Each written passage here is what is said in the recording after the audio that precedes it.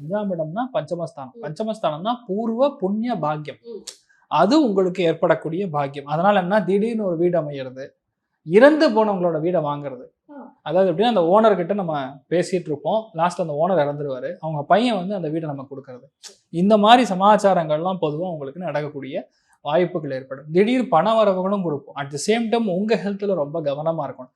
இந்த டைம் பீரியட்ல சந்திரன் ராகு சேரும் பொழுது குடி பழக்கத்துக்கு அதிகமான அடிமையானவங்களுக்கு பாதிப்புகள் கொடுக்கும்.